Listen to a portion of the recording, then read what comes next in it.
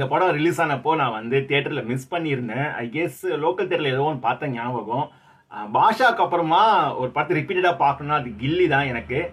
அவ்வளோ ஒரு வைபு. ஆக்சுவலாக நான் கமலா அண்ட் காசியில் இந்த டிக்கெட் கிடைக்கணும்னு நினச்சேன் first day first show, but கிடைக்கல. பட் சத்தியமில் வந்து அன்எக்ஸ்பெக்டட் க்ரௌடு, திடீர்னு வந்து இப்படி வைப் பண்ணுவாங்கன்னு எதிர்பார்க்கவே இல்லை. ஒவ்வொரு டயலாக்குக்கும் கூடவே எல்லாரும் பேசிட்டு இருந்தாங்க.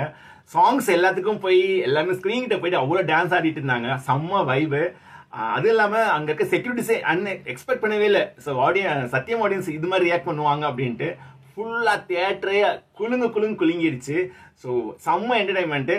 டைலாக்ஸ் எல்லாமே ரிப்பீட்டடாக பேசிட்டே இருந்தாங்க கூடவே.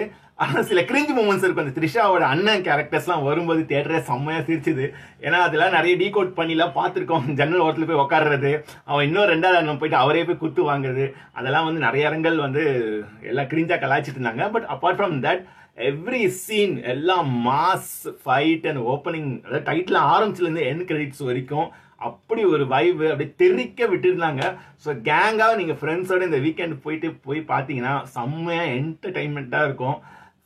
ஃப்ரெண்ட்ஸோட போய் பாருங்க, சீரியஸாக செம்ம வைபு. இன்னும் கூட வைப் அடங்கவே இல்லை, அந்த அளவுக்கு பயங்கரமாக இருக்கு. Must watch movie Ghilli in theatre experience, crowd experience.